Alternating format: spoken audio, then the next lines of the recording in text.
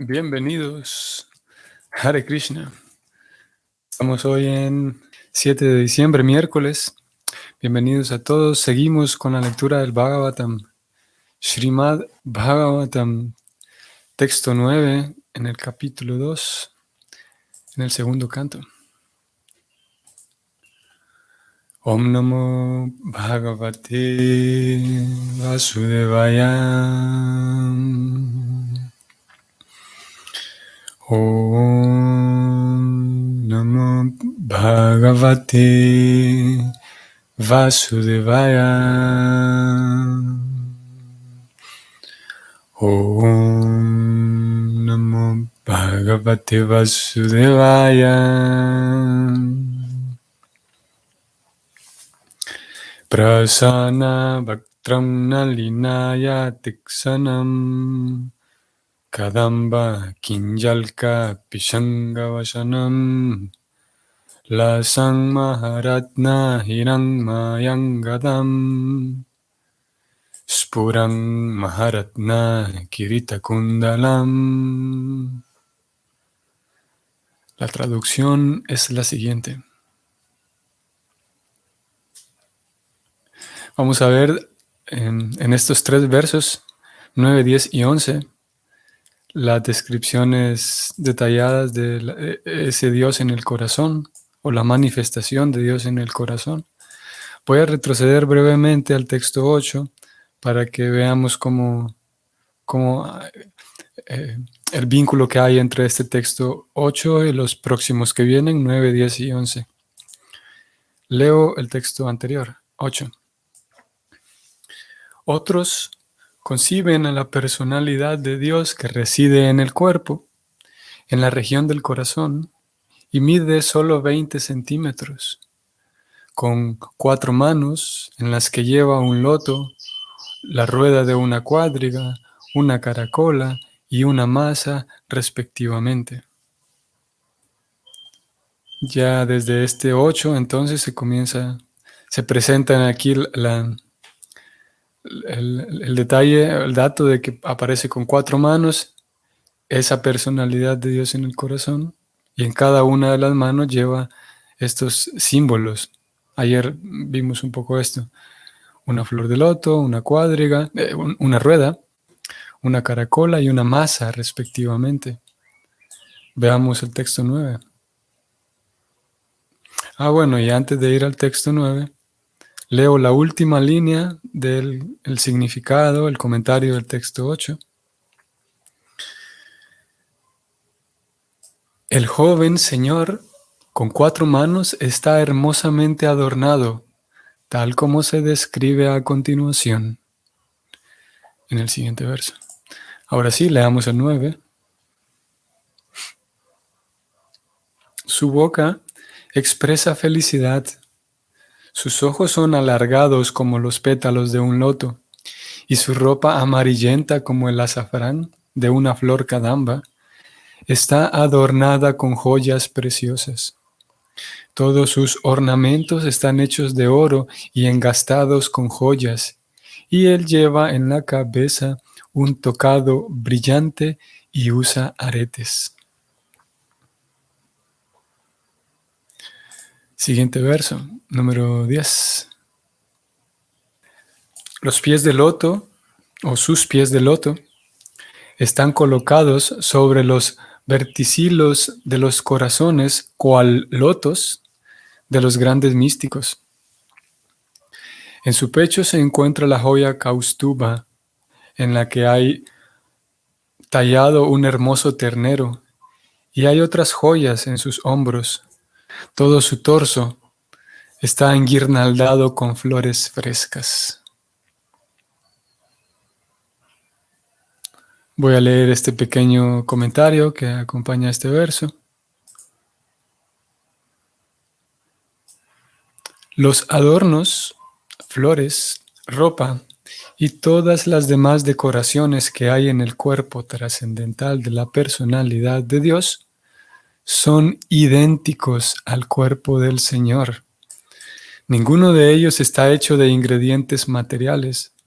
De lo contrario, no habría habido ninguna posibilidad de que adornaran el cuerpo del Señor. Así pues, en el parabioma, las variedades espirituales también se distinguen de la variedad material. Hay algunas, podemos decir, escuelas o algunos grupos que conciben la idea de Dios, sin embargo, se niegan o evitan el imaginar a Dios o evitan aquellas imágenes de Dios en las cuales Dios está relacionado con cosas materiales. Porque si nosotros decimos que Dios usa oro, entonces querría decir de que nosotros lo estamos limitando a Dios. Pobrecito que no puede usar cosas más valiosas que el oro. Porque claro, nosotros tenemos oro en el mundo, ¿no? Pero Dios debe ser tan genial que sus brazaletes, si es que usa, sus joyas, sus aretes, no pueden ser de oro porque en el mundo espiritual tiene que haber joyas de un material más precioso, ¿no? Entonces sería un error considerar que Dios tiene enseres de oro. En nuestro caso, en el caso del Bhagavatam, nos describe otra forma de verlo, otro darshan, otra perspectiva. Y esta perspectiva dice que en realidad en el mundo espiritual existen toda la variedad ilimitada de cosas. Y en el mundo material se refleja simplemente una pequeña porción, y aparte de ser pequeña, es distorsionada. Lo que observamos en el mundo material simplemente no puede estar ausente del mundo espiritual. Porque eso querría decir que si en el mundo material existen cosas que no existen en el mundo espiritual, entonces el mundo espiritual en ciertas características es menor que el mundo material. ¿Por qué? Porque carece de aquellas cosas que el mundo material tiene. Y eso nos llevaría a una contradicción. El mundo espiritual, por definición, deberá ser siempre superior. Debería ser siempre superior. Y todas las variedades de belleza que hay en el mundo material tienen necesariamente que existir en el mundo espiritual y muchas más. El despliegue de belleza y el despliegue de todo tipo de cualidades dentro del mundo material es simplemente un reflejo, una idea, es como una sombra, como cuando vemos cualquier cosa, un árbol, por ejemplo. Tenemos el árbol real y tenemos el árbol que se refleja en el suelo. Y la sombra es igual al árbol. Y nosotros podemos, viendo la sombra, podemos dibujar un árbol. Pero si nosotros vemos el árbol como tal, nos vamos a dar cuenta de que tiene no solamente el árbol no solamente es una silueta, sino que el árbol tiene 3 dimensiones, está en tercera dimensión y tiene color y tiene textura. El árbol como tal, el árbol real, tiene una variedad mucho mayor que el árbol sombra. Y nosotros estamos acostumbrados a una variedad material que es variedad sombra. Es simplemente eso, un reflejo, una sombra de todas las variedades espirituales. Por lo tanto, decir que Krishna usa enseres de oro y que usa aretes y que usa todas estas cosas no es limitarlo a Dios. Vamos a ir brevemente a Bhagavad Gita, capítulo 15. Ese capítulo se titula El Yoga de la Persona Suprema. El vínculo que hay entre mundo espiritual y mundo material. Este capítulo es fascinante. El tema es ese, cómo hay un vínculo y cómo el mundo material se genera como una sombra del mundo espiritual. Y vean, desde el primer verso, Krishna presenta esa misma analogía como el árbol. El ejemplo que yo estaba dando en realidad viene de aquí. Krishna le dice a Arjuna, se dice que hay un árbol baniano imperecedero que tiene sus raíces hacia arriba y sus ramas hacia abajo, y cuyas hojas son los himnos védicos. Aquel que conoce ese árbol es el conocedor de los Vedas. Aquí Krishna, en estos primeros 5 versos, presenta esa analogía del árbol, y en los comentarios que acompañan estos versos, uno va siendo guiado para comprender que lo que se está dando es una analogía, como el mundo material es ese árbol, que es la sombra. Generalmente se le llama la ilusión. Es prácticamente lo mismo. Una sombra es algo irreal, no tiene sustancia esa sombra. Por esa razón es ilusorio el mundo material. Y es ilusorio en el sentido de que nosotros, como almas que poblamos este mundo material, es ilusorio en el sentido de que nosotros creamos roles, papeles, identificaciones, nombres que son falsos, ¿no? Es como un teatro.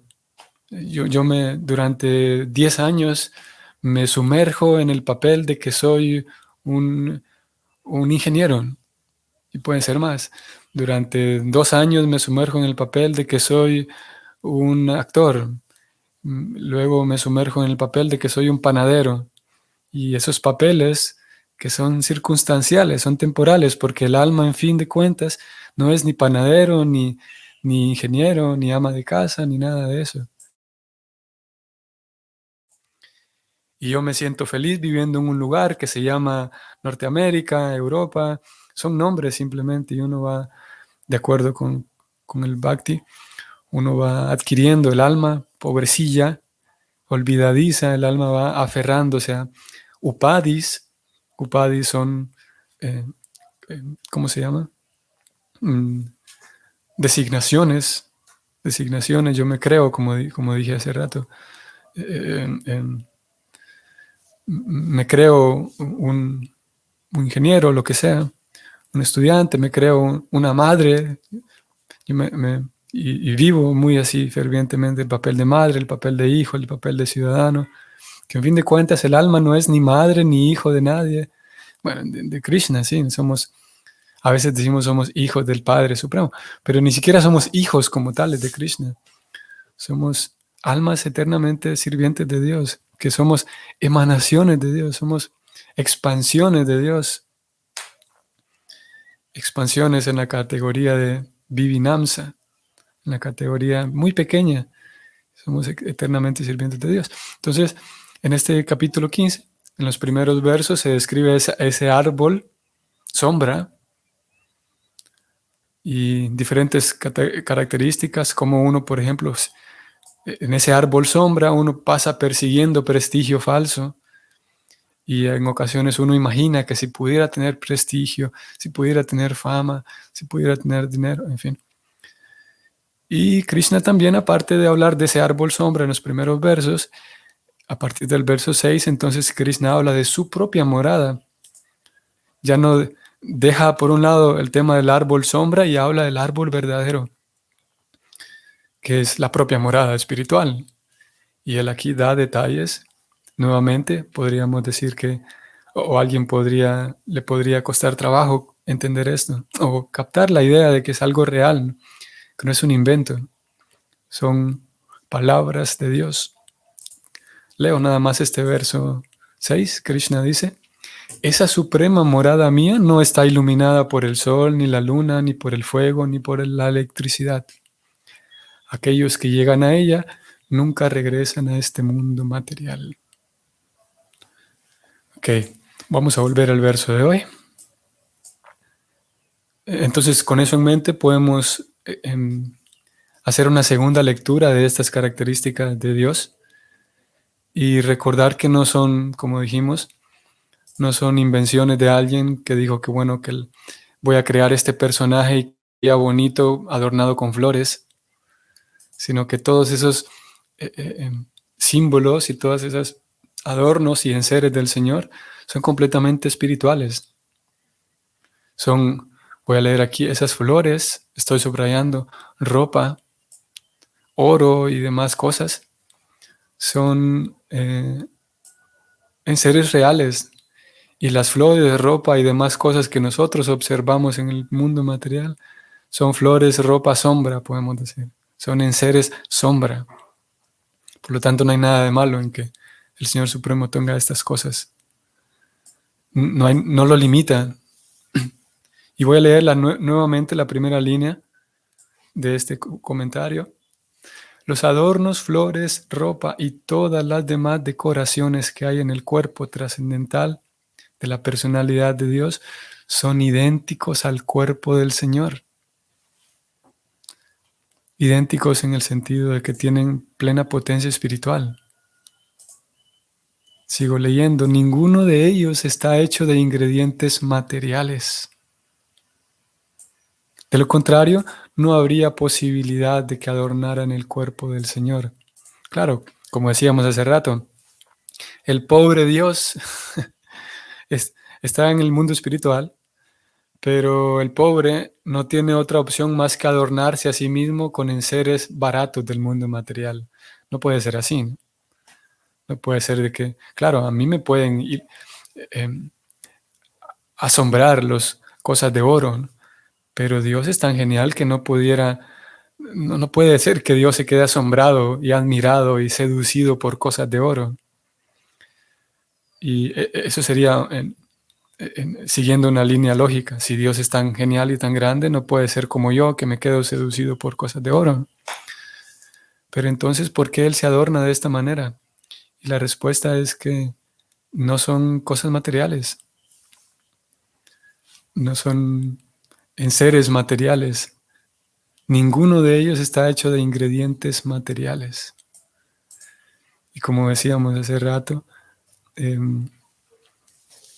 para algunas personas es un desafío grande concebir la idea y captar la idea y digerir la idea de que el mundo espiritual es completamente variado, porque podría dar la impresión de que en el mundo espiritual, al ser todo, claro, vamos a ver, podríamos decir, el mundo material siempre es distinto del mundo espiritual. Vamos a intentar seguir esta línea, este razonamiento. Si son opuestos el uno del otro, si en el mundo material vemos desorden, vemos escasez, eso quiere decir que en el mundo espiritual no hay esto, no hay todo esto, ¿no? Entonces, en todo el mundo material sería opuesto. Y si nosotros vemos, por ejemplo, vemos bueno y malo en el mundo material, cosas buenas, cosas malas, cosas grandes, cosas pequeñas. Esa dualidad siempre está, ¿no? Cosas agradables, desagradables. Eso querría decir que en el mundo espiritual no hay ni agradables ni desagradables, porque tendría que ser siempre opuesto al mundo material, ¿no?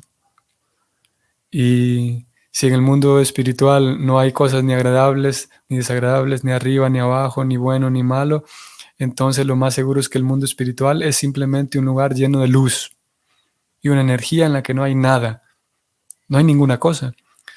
Porque de hecho cuando yo, por ejemplo, llamo a las diferentes cosas, justamente hemos venido hablando de los nombres ilusorios estos días, ustedes recordarán. Entonces, si yo encuentro algo y le pongo el nombre de una casa, por decir algo, esa casa en realidad, yo lo que estoy haciendo es poniéndole un nombre a un montón de ladrillos y madera y pintura y clavos, etc. Pero en sí la casa no existe, podríamos argumentar, ¿no? Por lo tanto, el concepto de casa es ilusorio, así que en el mundo espiritual no hay casas, porque el concepto en sí es ilusorio.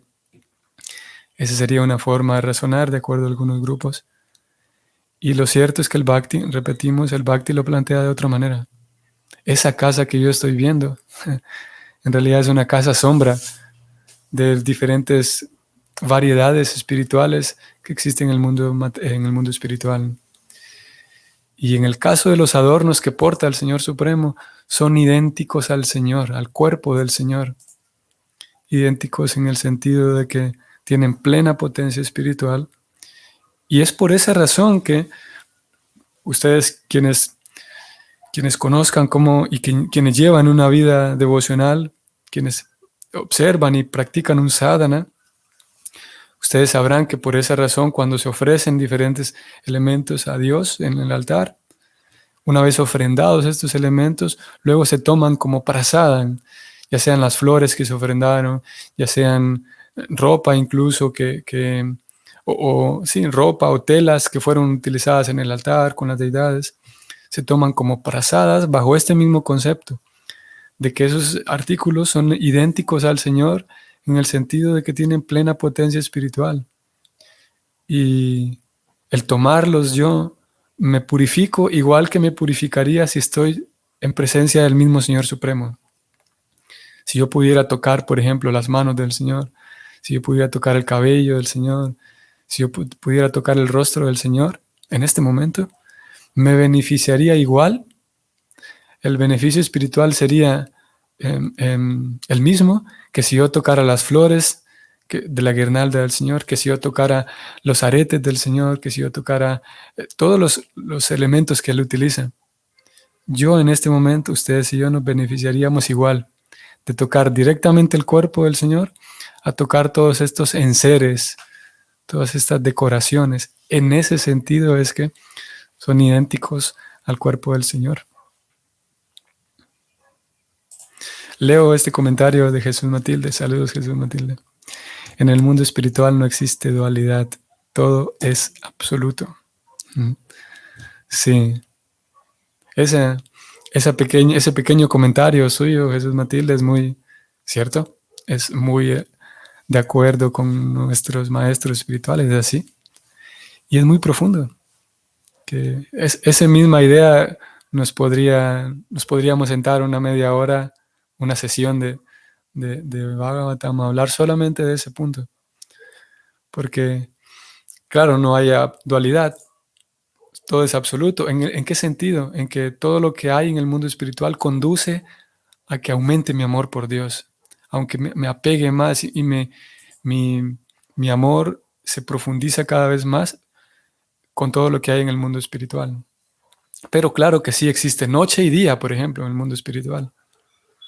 Al menos las descripciones que recibimos de Vrindavan, sí hay noche y día, arriba y abajo, por ejemplo. Entonces, esas dualidades sí existen en el mundo espiritual, pero tanto en la noche como en el día, yo sigo aumentando o sigue creciendo en mí el amor intenso por Dios. Tanto con lluvia, tanto como con sol, sigue creciendo en mí el amor por Dios. Tanto como hombres o mujeres, de acuerdo con como lo describen las escrituras. Hay amigos y amigas de Krishna, también es otra dualidad. Tanto unos como otros aumentan su amor por Dios y por lo tanto su plena bienaventuranza y satisfacción. Entonces, sí hay ciertas dualidades, pero en cualquiera de las dos, es imparable el amor por Dios que crece en el corazón de uno.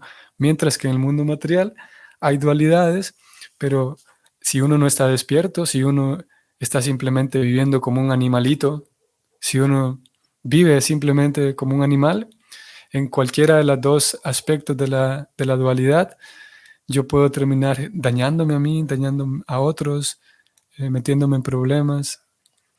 Y eso podríamos decir en relación a la dualidad que es absoluta en el mundo espiritual. Todo es absoluto. Tanto en presencia de Krishna como en ausencia de Krishna, sigue aumentando mi amor por Dios. Muy bien, vamos a ver, era el siguiente verso 11. Bueno, este ya tiene un comentario, lo vamos a dejar para mañana, el verso 11. A tiempo, entró un comentario de Karuna Padma Devidasi. Saludos, voy a leerlo.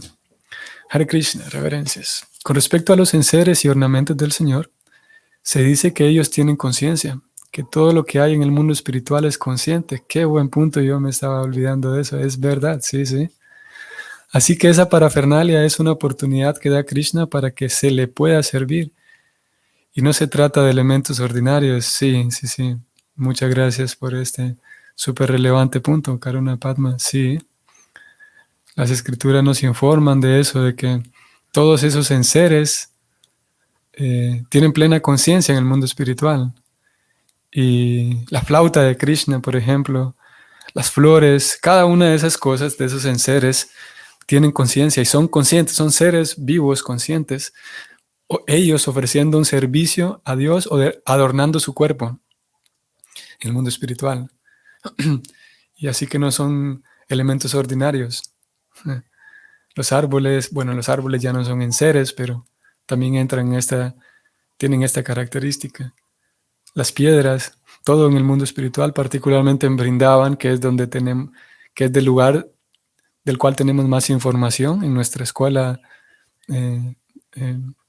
a la cual pertenecemos, Gaudiya. Así que todos esos enseres son conscientes, todos ellos. Y en nuestro caso, que estamos en el mundo material, ofrecemos diferentes enseres, diferentes elementos a Krishna y todo, Todo ello forma parte de la gracia del Señor, como Karuna Padmya escribe aquí. Eh, una oportunidad que Él nos presta para poder ofrendar todo a Él, ofrendar todo a Él. Y una vez que todo es ofrendado a Él, deja de ser algo ordinario, elementos simplemente ordinarios. Por esa razón los Vaishnavas, cada quien de acuerdo a su conciencia, cada cual de acuerdo a su comprensión, los Vaishnavas aprecian una flor que fue ofrendada en el altar, aprecian diferentes cosas que fueron ofrendadas a Krishna, de acuerdo a la conciencia y a la comprensión de cada quien. Leo también Jesús Matilde, Hare Krishna. Las jivas son todas femeninas y solo Krishna es masculino. Sí, creo que fue ayer que leímos. Vamos a ver si lo leímos aquí en la sesión del Bhagavatam o yo lo leí por mi cuenta. Que Prabhupada decía que Krishna es masculino, aunque no masculino en el sentido de lo masculino que nosotros comprendemos en el mundo material. Vamos a ver, voy a intentar ir rápidamente al verso de ayer. Me pareció que fue ahí donde lo leímos. De que todas las cosas masculinas que uno puede encontrar en el mundo material, ninguna es en sí igual que lo masculino de Krishna. Y aquí está. Siguiendo su comentario, Jesús Matilde, voy a subrayarlo. Esto es justamente en el verso 8. Fue ayer. El Señor existe como el Purusha, o sea, el disfrutador masculino, aunque no puede hacerse ninguna comparación entre él y alguna forma masculina del mundo material. Nuevamente, opino lo mismo sobre su comentario, Jesús Matilde. Nuevamente opino lo mismo en el comentario anterior suyo, de que esa frase es tan pequeña y al mismo tiempo tan profunda y tan acertada. De que, ¿en qué sentido Krishna es masculino? En el sentido, no es que todas las jivas son mujeres, digamos, todas las almas son mujeres en el mundo espiritual, sino son femeninas en el sentido de que, y Krishna es masculino, en el sentido de que él siempre es el predominador, siempre él es el quien marca la pauta, siempre él es quien toma la iniciativa, siempre él es quien tiene la voz cantante, digamos. Y las jivas siempre, para poder estar plenas y satisfechas, siempre deberán acoplarse a los deseos siempre deberán acoplarse al ritmo que marca Krishna. En ese sentido es que hay masculino y femenino, masculino Krishna y femeninas todas nosotras almas espirituales. Muy bien, que tengan bonito día, estimadas almas, y nos vemos mañana. Hare Krishna.